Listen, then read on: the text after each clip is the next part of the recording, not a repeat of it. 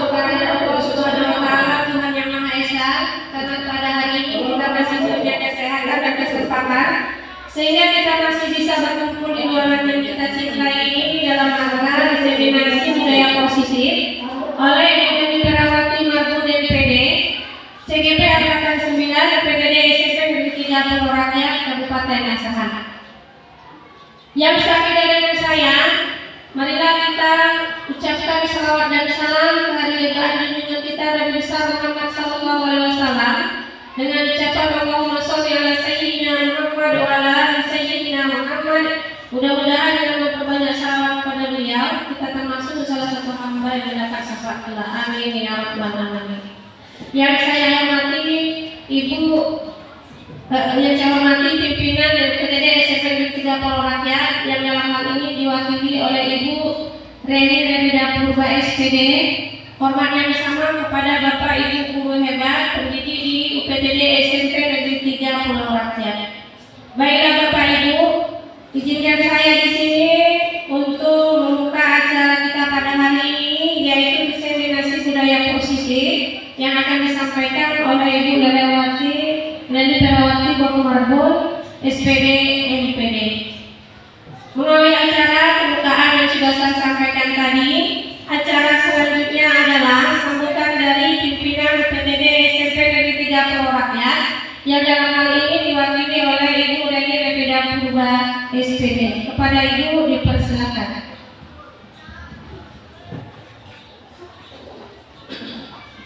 Terima kasih kepada Ibu Moderator yang telah memberikan kesempatan kepada Kepala SMP Negeri 3 Pulau Rakyat untuk menyampaikan sambutan pada pertemuan ini yang diwakili oleh saya sendiri, yaitu Ibu Reni Remida Purba SPD. Sekali lagi saya mengucapkan terima kasih kepada Bapak dan Ibu yang boleh hadir di tempat ini, yang sudah mendukung ya program dari pemerintah, di mana 4 orang guru dari UPTD SMP Negeri 3 Pulau Rakyat boleh mengikuti CGP, yaitu calon guru penggerak angkatan yang ke-9. Jadi kali ini ada tema yang akan disampaikan buat kita semua, yaitu diseminasi budaya positif UPTD SMP Negeri 3 Pulau Rakyat yang hari ini disampaikan oleh Ibu Leli Perawati Boru Marbun SPD MPD. Di sini mewakili kepala sekolah, saya ingin menyampaikan kepada kita semua yang hadir pada saat ini agar kita boleh benar-benar mengikuti kegiatan ini, karena kalau kita ikuti kegiatan ini sungguh benar-benar bermanfaat yang akan nantinya boleh kita sampaikan kepada peserta didik kita. Mengingat sekarang ini lagi marak-maraknya tentang bully dan sebagainya yang dilakukan oleh peserta didik di mana saja.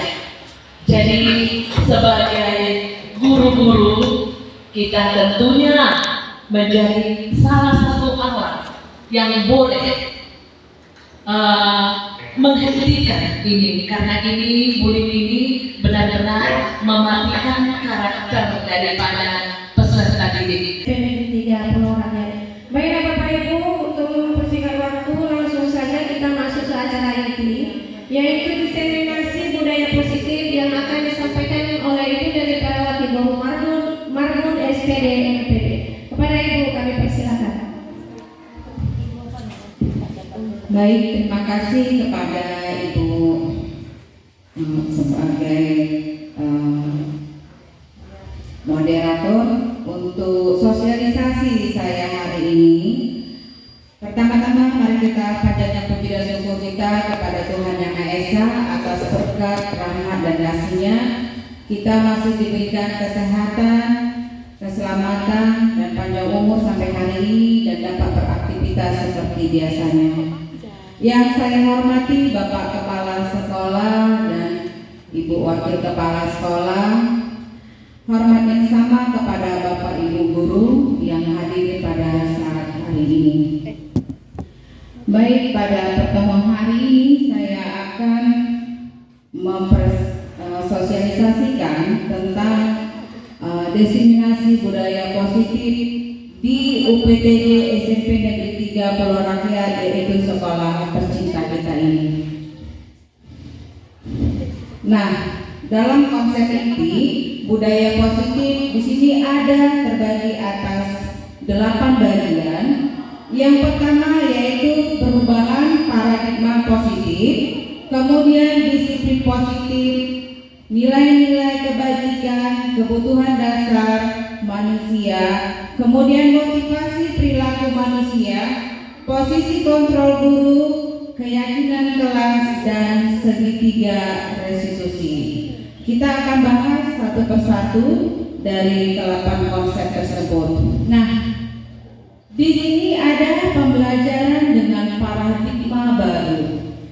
Pembelajaran dengan paradigma baru merupakan pembelajaran yang dirancang berdasarkan prinsip pembelajaran berdiferensi, sehingga peserta didik belajar sesuai kebutuhannya berdasarkan tahap perkembangannya sesuai teori psikologi modern untuk mewujudkan profil pelajar Pancasila.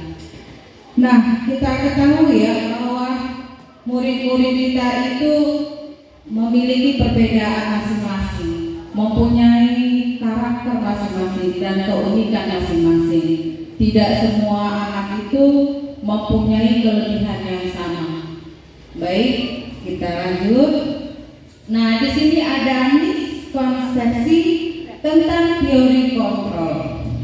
Nah, kita bisa lihat yang di bagian kanan dari gambar.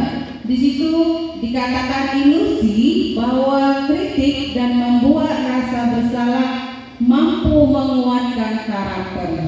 Nah, contohnya kalau dari gambar kita lihat, kalau anak itu memiliki kesalahan, kita seringkali marah, langsung emosi, ya kan? Nah, ilusi bahwa orang dewasa berhak memaksa. Contoh, kita memberikan suatu perintah kepada anak, kalau tidak dituruti kita akan memaksa anak tersebut. Nah, hal ini tidak baik ya, karena itu bukanlah kontrol yang baik mengatasi siswa. Yang seharusnya kita lakukan di bagian sebelah kiri, di situ ada ilusi guru mengontrol murid. Kita lihat dari gambar, ilusi bahwa semua penguatan profesi efektif dan bermanfaat.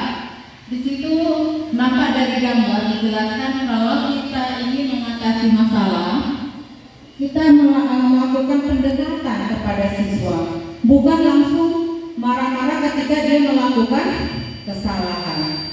Memang jujur selama ini kita masih seperti itu, nggak gampang untuk mengatasi anak yang bermasalah, ya. Misalnya kenakalan yang dilakukannya dengan temannya di dalam kelas, mereka akan saling berargumen, berbicara atau dengan fisik, ya. Jadi kalau kita mendapat anak-anak masalah di dalam kelas, kita hanya pertemuan, karena kita mengharapkan sesuatu apa yang kita sampaikan itu harus sama dengan, harus orang lain bisa sama dengan kita. Nah, kemudian di dalam teori kontrol, kita berusaha memahami pandangan orang lain tentang dunia. Kita harus bisa menerima pendapat orang lain, ya.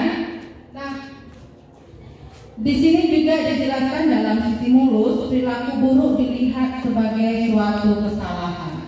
Jadi kalau ada orang berbuat kesalahan, perilaku yang tidak baik, itu langsung kita bilang dia adalah kamu tuh melakukan kesalahan. Nah, tidak semua kadang perilaku buruk itu adalah sebuah kesalahan. Kita tidak tahu apa maksud dengan apa yang dia lakukan. Nah, kalau di dalam teori kontrol, semua perilaku memiliki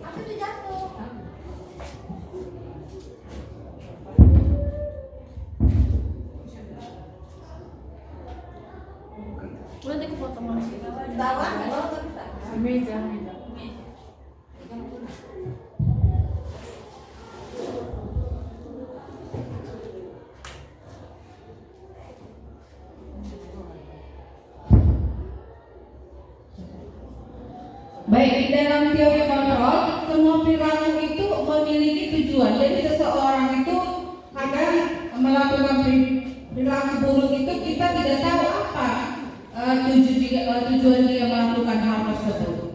Jadi kita tidak bisa langsung memanage orang itu langsung melakukan kesalahan. Nah, kemudian di dalam stimulus respon, orang lain bisa mengontrol saya. Ya, kadang kalau kita di dalam sekolah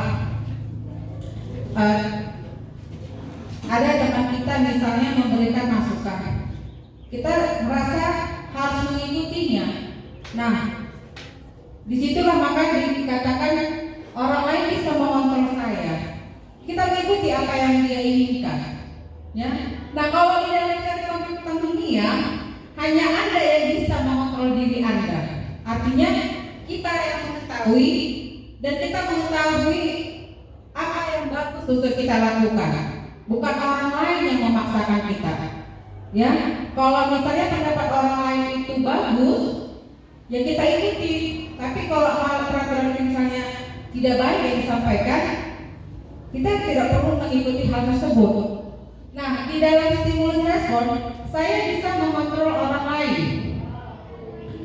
Nah, contoh kalau kita mengontrol orang lain biasanya ke anak ya, ke murid. Misalnya kita wali kelas, kita memberikan peraturan kepada dia. Secara tidak langsung kita mengontrol orang lain. Nah, di dalam teori kontrol, Anda tidak bisa mengontrol orang lain. Artinya kita tidak boleh Terima kasih Bu. Kalau menurut saya disiplin itu mematuhi aturan yang ada di sekolah Bu. Baik, terima kasih kepada Ibu Ira. Ada lagi yang lain Ibu yang bisa menambahi atau yang memberikan pendapat yang lain? Ya, baik. Tadi seperti apa yang disampaikan Bu Ira, disiplin itu adalah berupa peraturan ya. Nah, di sini akan saya jelaskan lagi. Disiplin itu berasal dari kata disiplina yang artinya belajar. Di sini disiplin itu mengacu pada disiplin diri yang memiliki tanggung jawab terhadap apa yang dilakukannya berdasarkan nilai-nilai yang diyakininya. Kita nggak usah dulu contoh ke murid ya, ke diri kita. Kalau kita tidak disiplin, ada nggak perasaan kita merasa bersalah karena kita tugasnya sebagai guru yang sudah mempunyai tata tertib atau peraturan di sekolah yang harus kita taati. Pasti kita memiliki rasa bersalah kepada diri kita dulu, kita tarik, ya kan? Nah, kemudian disiplin di sini, ya disiplin positif itu merupakan salah satu cara penerapan disiplin yang bertujuan untuk menumbuhkan kesadaran serta memberdayakan peserta didik tanpa imbalan yang berbeda-beda. Pernah saya melihat suatu video, anak ini seringkali terlambat. Nah, gurunya seringkali memarahi dia dan menghukum dia. Anak itu hanya bisa diam dan menangis. Sebenarnya sebagai guru, kalau memang sudah berulang kali, itu perlu jadi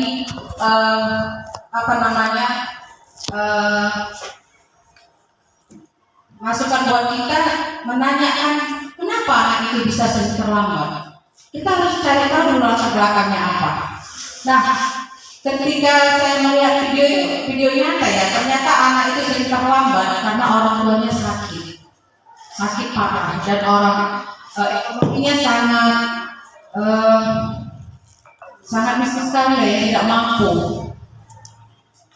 Akhirnya ketika seorang ibu itu mengetahui, mungkin guru tersebut pun juga udah berulang kali yang seperti ini, mungkin dia ingin cari tahu, dia mengetahui bahwa anak tersebut adalah anak yang orang miskin dan mengurus ibunya yang sedang sakit. Akhirnya guru tersebut menangis. Kenapa? Tindakan yang dia lakukan. Jadi kalau ada anak terlambat, sama dengan kita akan terlambat, pasti ada latar belakang kenapa itu terjadi. Nah, kalau hal itu karena dia dengan melakukan hal yang baik, seharusnya kita merasa bersalah, ya, malu dengan diri kita kalau kita sudah terlanjur memarahi dan menghukumnya.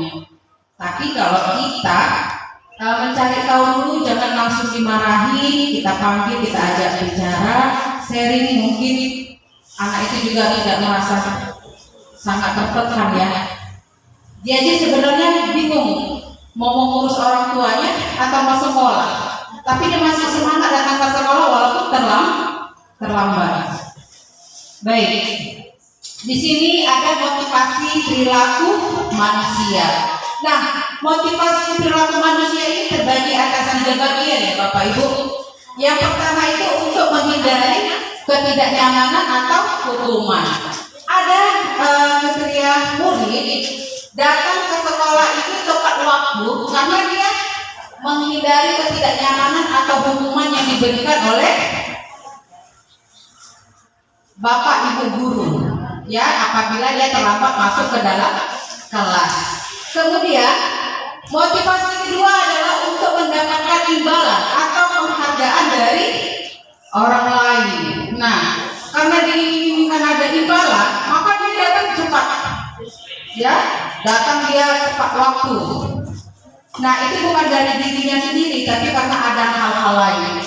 Yang ketiga, untuk menjadi orang yang mereka inginkan dan menghargai diri sendiri dengan nilai-nilai yang mereka percaya. Nah, pada poin ketiga ini adalah hal yang sangat baik. Artinya, dia melakukan hal tersebut dari dalam dirinya. Kalau yang pertama dan kedua itu dikatakan yang eksternal, di luar dari dirinya sendiri, bukan karena dari hati nuraninya dia melakukan hal yang baik, ya. Inilah motivasi perilaku manusia yang beragam jenisnya, ya. Kemudian kita masuk nilai-nilai kebajikan. Nilai-nilai yang disepakati sama lepas dari suku bangsa, agama, bahasa maupun latar belakangnya. Di sini ada contoh, ya, saya ambil contoh nilai kebajikan institusi atau organisasi. Nah, kita lihat yang sekarang yaitu dari profil pelajar Pancasila. Bapak Ibu, saya yakin sangat tahu tentang apa itu profil pelajar Pancasila karena kita sudah melaksanakan yang namanya kurikulum merdeka, ya. Nah, di dalam profil pelajar Pancasila ini ada beriman dan bertakwa kepada Tuhan Yang Maha Esa, kemudian berakhlak mulia, kebinekaan global, gotong royong, mandiri, bernalar kritis dan kreatif. Hal inilah yang menjadi tugas kita sekarang untuk bisa mengimplementasikannya di sekolah tercinta kita ini. Nah, di sini ada PIBO atau Primary Years Program atau PIB. Di sini, ya, contohnya tentang toleransi, rasa hormat, integritas, mandiri, menghargai, antusias, empati, keingintahuan, kreativitas, kerjasama, percaya diri, dan komitmen. Nah, inilah contoh dari EIBO. Kemudian ada 9 pilar karakter. Nah, di dalam 9 pilar karakter itu, di dalamnya ada cinta Tuhan dan segenap ciptaannya, kemudian kemandirian dan tanggung jawab, kejujuran atau amanah, diplomatis, hormat dan santun, dermawan, suka menolong, dan gotong royong. Kemudian ada percaya diri, kreatif dan pekerja keras. Kemudian kepemimpinan dan keadilan keadilan, baik dan rendah hati, toleransi, kedamaian dan kesatuan. Inilah contoh nilai kebajikan institusi atau organisasi. Nah, kita masuk ke dalam kebutuhan dasar manusia. Kebutuhan manusia adalah segala sesuatu yang dibutuhkan oleh manusia untuk mempertahankan keseimbangan kondisi psikologis dan fisiologis yang bertujuan untuk mempertahankan kehidupan dan kesehatan. Apa saja kebutuhan manusia itu? Ya, kita lihat ada 5 kebutuhan dasar manusia menurut Dr. William Glasser. Nah, yang pertama adalah bertahan hidup. Apa saja yang kita butuhkan untuk bertahan hidup? Makan, baik. Apalagi? Makan dan minum udah sama ya. Pakaian, tempat tinggal. Apalagi? Hah? Iya, uang dan lain sebagainya. Nah, contoh kalau kita tidak punya rumah, bagaimana kita bisa bertahan hidup? Kalau ada di dia, kalau nggak ada di jalan ya kan. Nah, kalau makan, kalau ada manusia yang tiap hari tanpa makan dia hidup udah luar biasa ya kan. Berarti kita membutuhkan makanan. Yang kedua, kebutuhan manusia itu kasih sayang dan rasa diterima. Ya, di sekolah kadang ada anak yang memang merasa kurang kasih sayang. Apakah itu dia di rumahnya karena orang tuanya sibuk dengan bekerja, atau ada juga masalah broken home ataupun yang lain sebagainya. Nah, di sekolah dia juga tidak diperhatikan, ya. Jadi dia akan merasa anak itu ya suka-sukanya saja. Makanya terjadilah ada sering kita menemukan bandar kali si ini, si A, si B. Tapi kita tidak mengetahui apa latar belakang anak tersebut. Kita tidak mencari tahu kenapa hal itu bisa terjadi. Maka kasih sayang dan rasa diterima itu sangat dibutuhkan anak-anak kita. Kemudian kebebasan. Nah, kadang kita selalu memaksakan kehendak kita kepada murid, jadi dia merasa terkekang. Sementara siswa itu kadang ada rasa ingin merasa bebas. Bebasnya dalam hal yang positif yang kita harus kontrol. Ya, apakah misalnya di dalam diskusi, ya, ada yang disebut dengan namanya kebebasan berpendapat. Jadi kita tidak boleh memaksakan anak itu memberikan pendapatnya kita salahkan. Tapi dengan apa yang dia sampaikan dalam diskusi, karena kita punya diatur undang-undang ya untuk menyampaikan pendapat kita, jadi tidak boleh kita terlalu kekang atau memaksakan kehendak kita. Nah, kemudian ada kesenangan.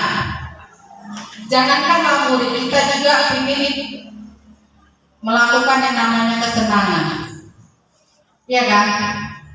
Nah, kesenangan ini seperti apa? Ada anak yang memang kalau kita guru mengajar terus menjelaskan, terus mencatat, dia akan merasa bosan. Nah, untuknya memang syukurnya saya lihat di sekolah kita sudah kita terapkan yang namanya kegiatan pentas seni. Secara tidak langsung itu adalah berupa kesenangan atau hobi mereka yang bisa kita lihat bahwa mereka bisa melakukan hal itu lebih baik lagi. Contoh, mungkin kalau di rumah dia menyanyi gak dilihat orang kan, hanya dia saja. Dia ingin dilihat banyak orang. Tapi dengan adanya pentas seni ini, kita mengumpulkan banyak siswa dari kelas-kelas, maka dia merasa ada yang dia bisa keluarkan bakatnya, bisa diketahui oleh orang banyak. Kemudian penguasaan. Contoh, anak-anak kita ini punya hobi yang berbeda-beda. Kalau laki-laki biasanya suka bermain bola. Nah, kadang kita selalu membatasi anak-anak tersebut.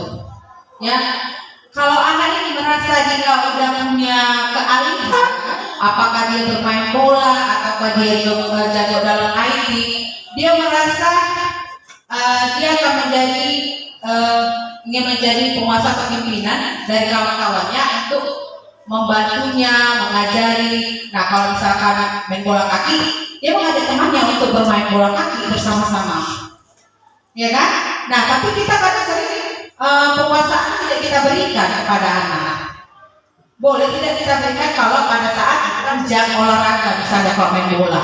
Kalau dia olahraga kan boleh ya main bola, dan itu memang ada materinya. Kalau saya tidak salah itu untuk kelas 9 ada juga itu permainan bola. Nah, baik, kita di sini saya akan tampilkan video ya, biar Bapak Ibu juga mendapat referensi dari video apa yang disampaikan oleh Ibu.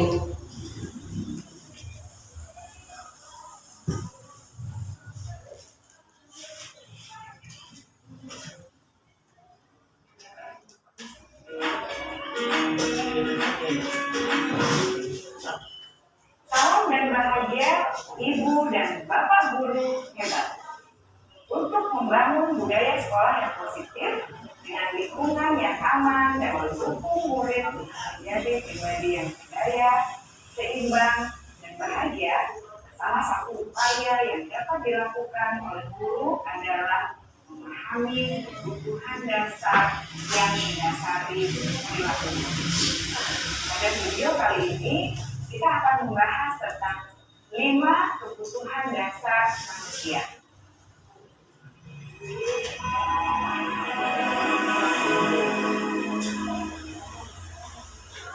Ki Hajar Dewantara dalam salah satu tulisannya menyatakan, kita ambil contoh perbandingannya dengan hidup tumbuh-tumbuhan.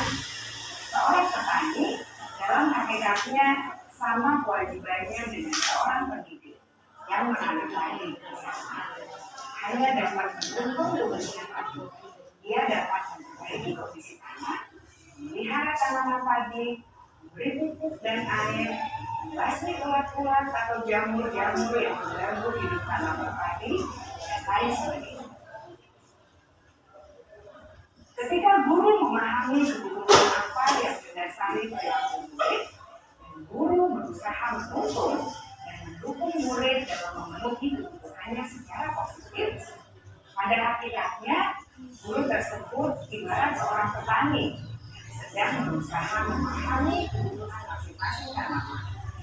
Dia berusaha memenuhi kebutuhan tanaman tersebut agar dapat tumbuh dengan subur dan maksimal. Dr. William Glasser, seorang psikiater dari Amerika Serikat, menyatakan bahwa seluruh tindakan manusia memiliki tujuan tertentu, yaitu memenuhi kebutuhan dasarnya. Ketika kelima kebutuhan dasar telah terpenuhi secara memadai, maka murid akan tumbuh dengan seimbang dan bahagia. Sebaliknya, jika kebutuhan dasar tidak terpenuhi dengan baik, maka seseorang akan mengalami emosi negatif, bosan, sedih, dan kecewa. Bahkan mereka dapat melakukan perbuatan yang bertentangan dengan nilai-nilai kebajikan atau melanggar peraturan. Dengan kata lain, perilaku buruk seseorang biasanya adalah respons dari kebutuhan yang tidak terpenuhi. Namun, mereka tidak tahu cara untuk. Ada 5 kebutuhan dasar manusia menurut Dr. William Glasser, yaitu yang pertama, kebutuhan untuk bertahan hidup atau survival. Yang kedua, kebutuhan untuk merasa diterima atau love and belonging. Yang ketiga, kebutuhan akan kebebasan atau freedom. Yang keempat, kebutuhan akan kesenangan atau fun. Dan yang kelima, kebutuhan akan kekuasaan atau power.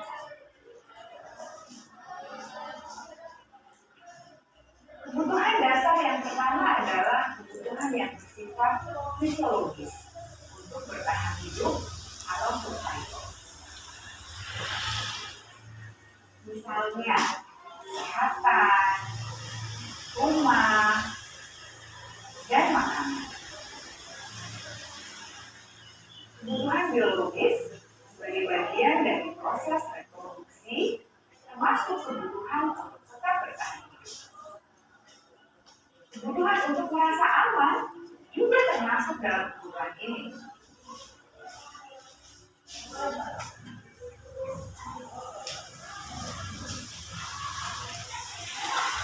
Agar murid dapat belajar dengan baik, kebutuhan mereka akan merasa aman, pangan, pandang, dan papan mungkin.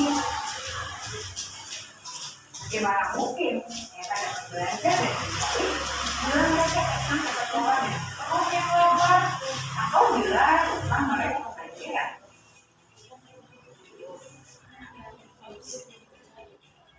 Setelah kita mengetahui kebutuhan pertama yang sebagian besar bersifat fisiologis, mari kita lihat kebutuhan kedua sampai kelima yang semuanya berhubungan dengan psikologis. Mari kita lihat kebutuhan yang kedua, yaitu kebutuhan akan perasaan diterima oleh kelompok atau komunitasnya, atau kebutuhan love and belonging. Kebutuhan ini meliputi keinginan untuk tetap terhubung dengan orang lain, seperti teman, keluarga, teman kerja, dan kelompok di mana kita sedang. Setiap murid ingin menjadi bagian yang berharga dari kelas dan juga sekolah. Mereka juga ingin diterima oleh orang lain dan kelompoknya. Bahkan, murid yang terlihat paling takut jauh di dasar hatinya pasti ingin merasa diterima. Sebagai guru, seharusnya kita dapat menerima murid kita apa adanya, sesuai dengan programnya. Karena setiap murid adalah unik. Mereka memiliki kekuatannya masing-masing, sehingga guru harusnya bisa menciptakan kesempatan murid kolaborasi dan memiliki ikatan emosi satu sama lain. Murid-murid yang memiliki kebutuhan yang besar untuk merasa diterima, biasanya mereka belajar karena suka pada gurunya. Mereka juga suka bekerja dalam kelompok. Kebutuhan yang ketiga adalah kebutuhan akan kebebasan atau kebutuhan membuat pilihan. Murid harus diberi kesempatan untuk membuat pilihan dan bertanggung jawab atas pilihan yang mereka telah ambil.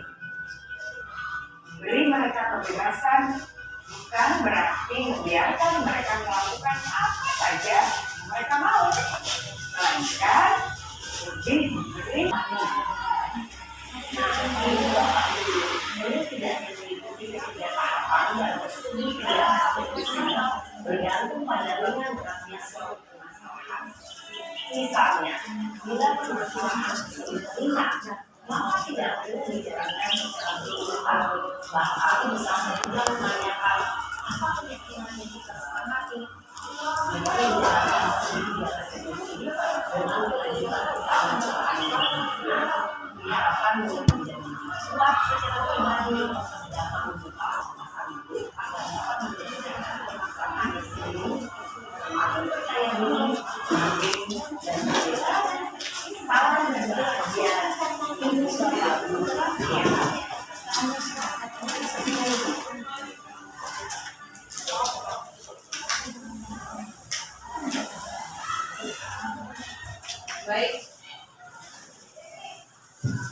Baik Bapak Ibu Guru, tadi sudah saya paparkan bagaimana kita mengatasi siswa yang bermasalah dengan menerapkan segitiga restitusi. Nah, dengan segitiga restitusi tadi yang sudah dipaparkan, secara tidak langsung anak akan merasa tidak direndahkan. Dia akan merasa dia sangat dihargai karena kita tidak memarahinya di depan teman-temannya. Nah, ini salah satu contoh yang saya lakukan dalam mengatasi siswa yang sedang makan saat saya sedang mengajar. Ya, mari kita saksikan dulu Bapak Ibu.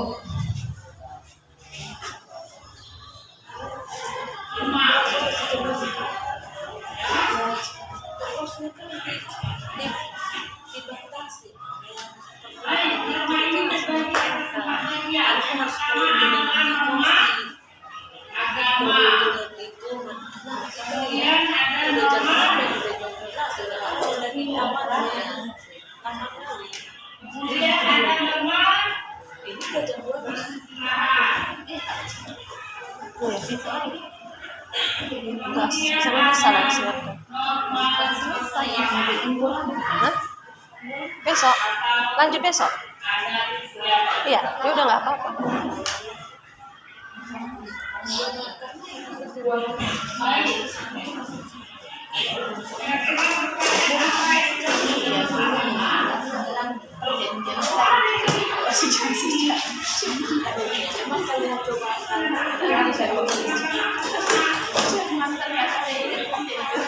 Saya bisa satu lagi, satu besok.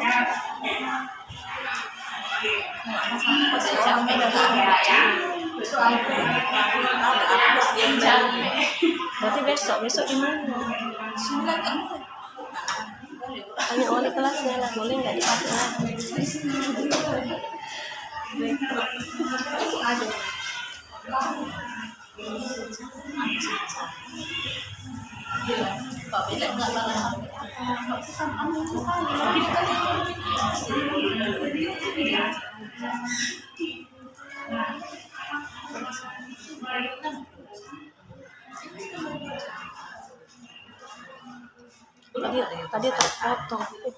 Tadi terpotong karena miknya.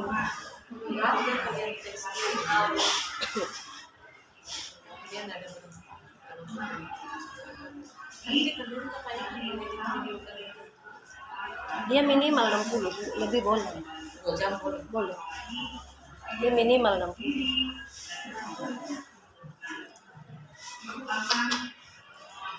Cuman itu tadi memang karena 4 menit orang udah kayak menang ya orang yang boleh aja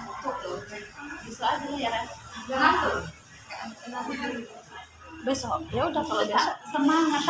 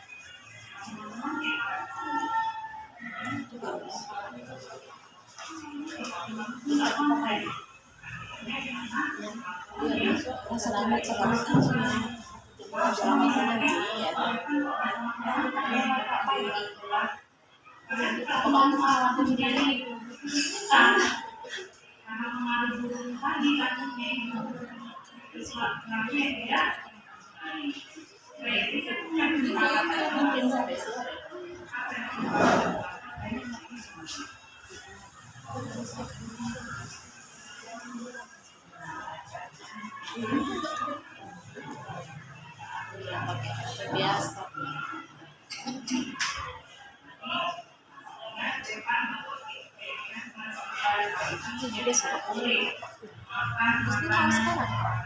Kalau bisnis kayaknya bisa satu lagi ya. Berarti aku nggak bisa.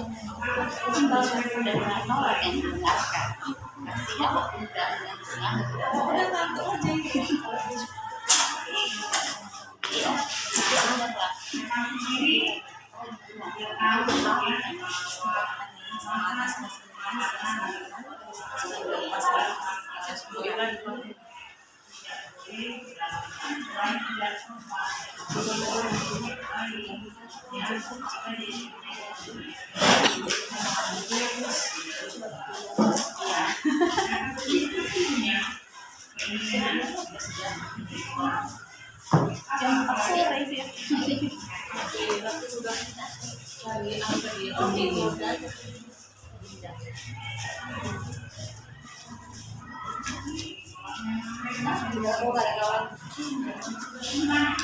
Ada yang besok pagi ya.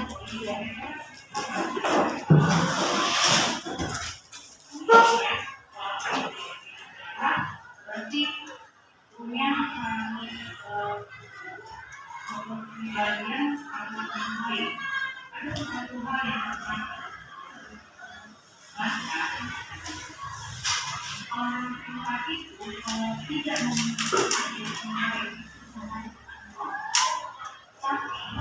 orang yang biasa-biasa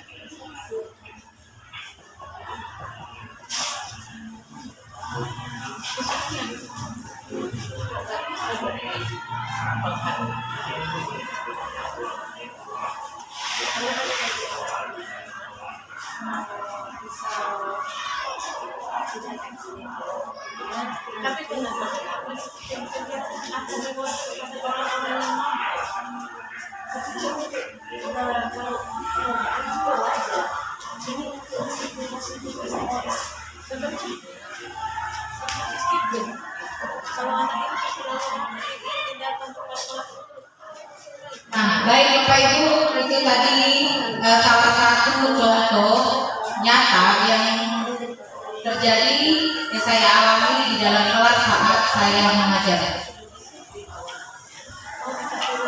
Nah, dari apa yang sudah saya sosialisasikan hari ini, harapan saya kepada Bapak Ibu guru, apa yang saya sampaikan dapat bermanfaat dan dapat diimplementasikan kepada anak-anak didik kita sekalian di sekolah tercinta kita ini, ya.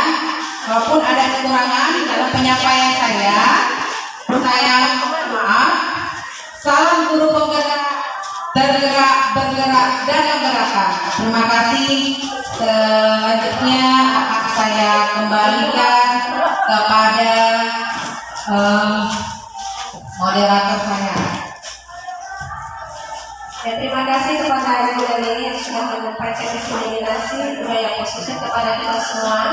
Mudah-mudahan apa yang disampaikan oleh Ibu Dewi bisa kita terapkan di sekolah kita ini dan di sekolah kita menjadi sekolah yang lebih baik sesuai dengan harapan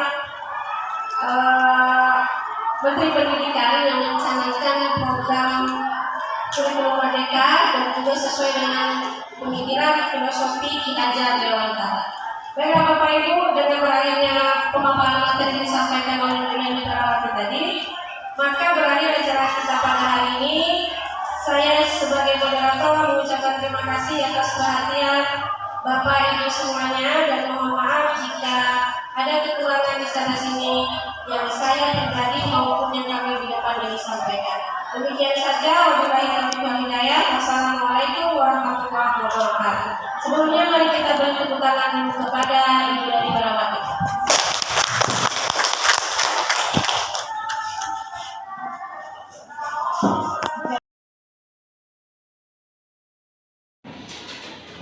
Selamat pagi anak-anak. Pagi Bu. Apa kabarnya hari ini? Baik Bu. Syukur ya, semuanya dalam keadaan sehat dan baik. Baik Ketua, sebelum dimulai pimpin dulu doanya nak.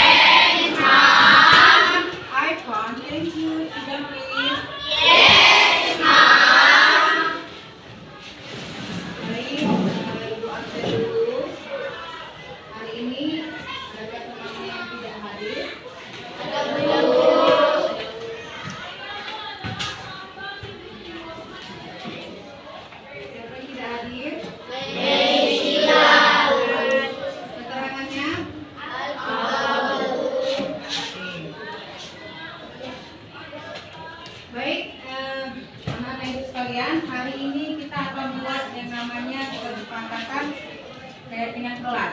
Nah, kesepakatan keyakinan kelas ini adalah dari kita untuk kita, supaya kelas kita tetap tertib, ya. Karena kalau kita tidak punya kesepakatan kelas, maka kalian akan melakukan tindakan yang sembarangan. Contohnya, kamu akan berkelahi, mengambil barang teman, ya. Nah, jadi kita akan membuat kesepakatan keyakinan kelas ini demi kebaikan kelas kita bersama. Nah, ini Ibu akan bagi kertas, ya. Disinilah kalian akan menuliskan apa yang akan menjadi kesepakatan kelas kita, sesuai yang cocok di hatimu. Kira-kira apa yang baik untuk kelas kita, supaya kita buat untuk menjadi kesepakatan. Nanti kita akan tempelkan setelah semua kita rangkum, ya. Ini akan Ibu bagi.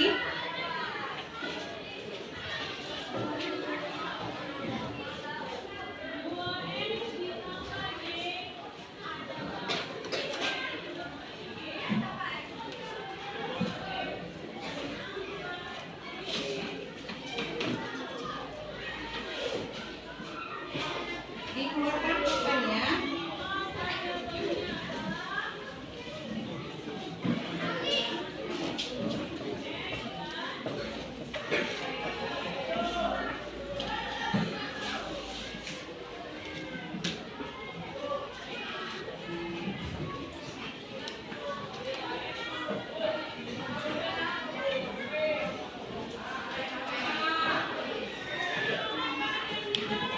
Jadi isilah sesuai dengan hati nuranimu yang cocok. Kesepakatan kelas yang kayak mana yang kamu inginkan? Sebelah kanan Ibu persilakan mohon untuk menempelkan untuk kesepakatan kelas kita. Ini lihat di atas. Oke, lihatkan. Oke, lanjut dari belakang. Nah. Terakhir ini sejajar, ya. Ya. Ayo lanjutin kaki cepat jalannya. Lanjut.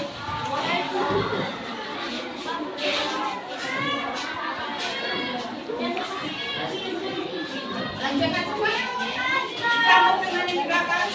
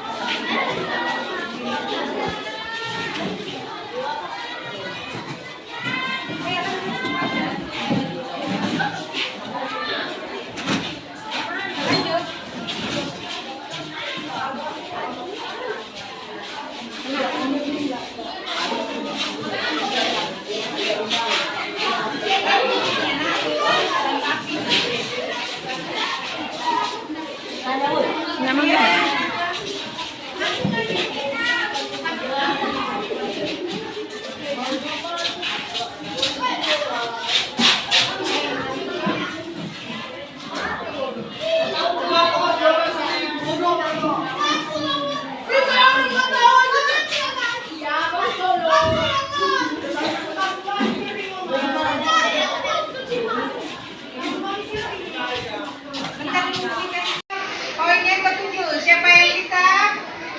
Iya, coba Nen.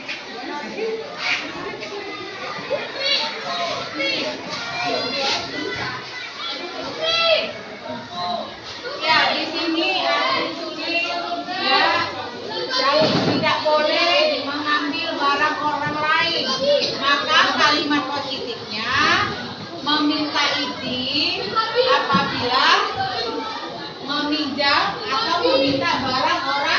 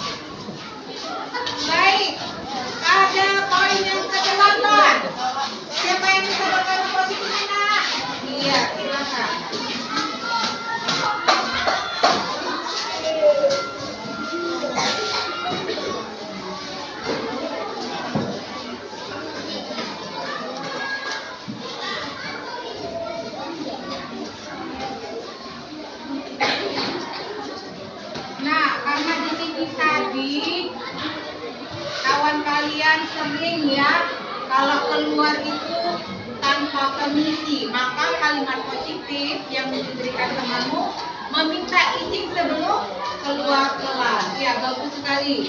Poin yang ke-9, siapa yang bisa? Ayo.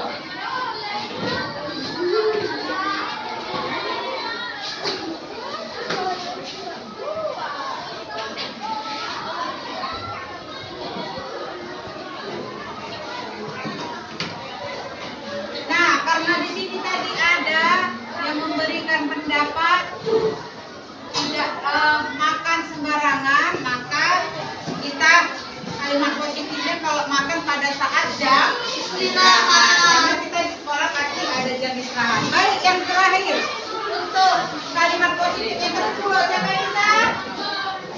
Ya, silakan.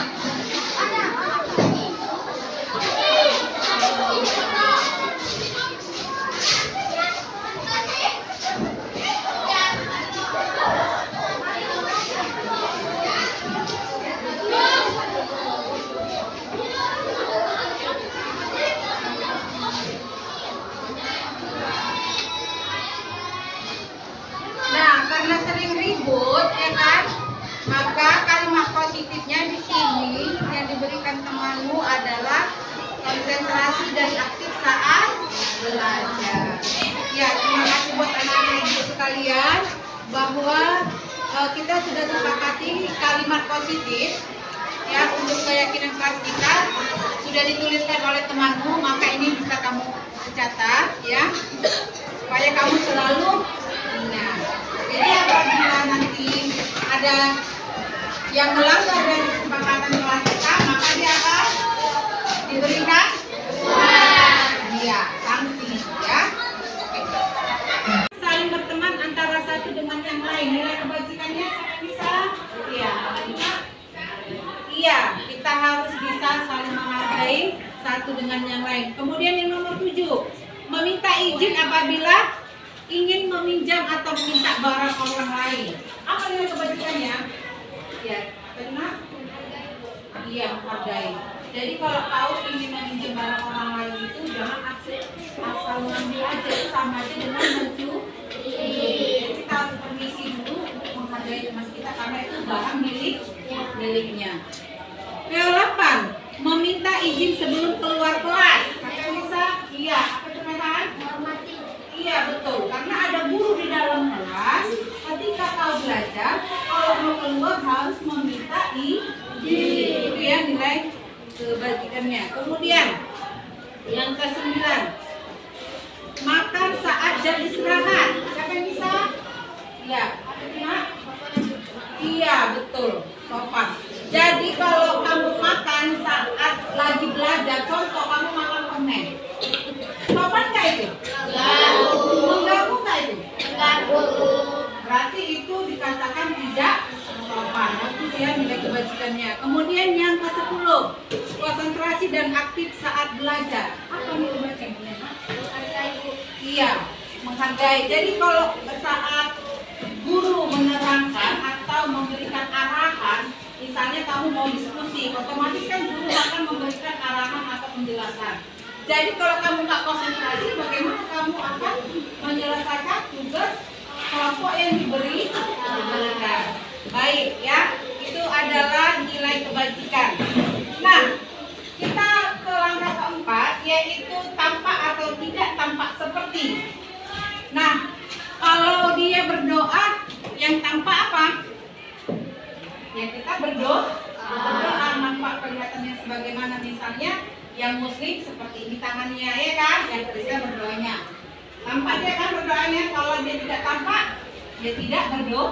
Nah, itu tuh yang pertama. Kedua, di sini dijelaskan hadir tepat waktu. Kalau yang tampaknya itu apa? Iya, hadir, dia nampak. Bagus ya, nampak ada datang di kelas. Kalau tidak tampaknya dia tidak ada di kelas. Ya. Kemudian yang ketiga, buang sampah pada tempatnya. Yang tampaknya apa? Bersinar. Kan nampak sih kalau kita tidak ada sampah di kelas, betul? Berarti tidak tampaknya dia akan kotor kalau dia tidak membuang sampah pada tempat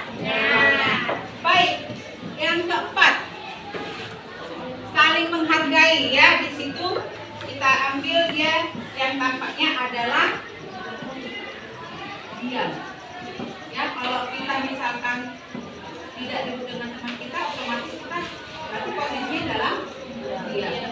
Kalau tidak tampaknya berarti kita duduk. Baik, kemudian yang kelima. Yang kelima, kalimat di sininya saling menghormati. Berarti kita ambil dia tampaknya itu bersahabat. Oke kan? Kalau kau misalkan berantem sama temanmu, kata gurunya tidak bersahabat. Ya. Kemudian yang keenam adalah saling berteman antara satu dengan yang lain. Pernah nggak di sini ada berantem? Pernah kan? Nah, berarti yang tampaknya itu adalah berteman, yang tidak tampaknya tidak berteman. Ya. Yang ketujuh, meminta izin saat meminjam atau meminta barang orang lain, berarti dia permisi. Kalau tidak tampaknya dia mencuri. Baik, yang ke-9, makan saat jam istirahat. Yang tampak apa? Makan, ya bagus, makan. Yang tidak tampaknya dia tidak makan. Ya kan, kalau dia nggak mau makan nanti kan berarti dia tidak makan, tidak tampaknya. Baik, yang terakhir, konsentrasi dan aktif saat belajar. Ya, yang tampaknya dia berarti kalau dia di situ dibuat kata pertama tadi dia tidur di dalam kelas. Ya, tidur di dalam kelas ini berarti dia yang tampaknya dia posisinya dalam kondisi tidur. Kemudian kalau tidak tampaknya berarti dia tidak konsentrasi. Baik, itu langkah keempat untuk kesepakatan kita. Nah, pertanyaannya sekarang, yang kamu rasakan sebenarnya guru itu sebagai apa? Saat belajar guru itu sebagai apa posisinya? Hah? Iya Bu, iya bagus, mendidik. Kemudian iya mengajar, bagus. Kemudian iya pintar, memberikan ilmu. Kemudian iya bagus, membimbing. Nah, itu kamu sudah paham ya kan? Guru itu sebagai apa? Sebaliknya pertanyaan ini ditanyakan. Kalau murid itu sebagai apa?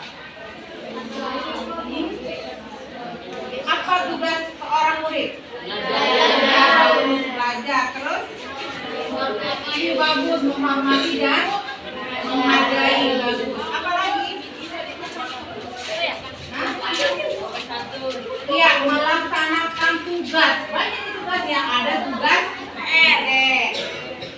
ada tugas yang diberikan Bapak Ibu guru.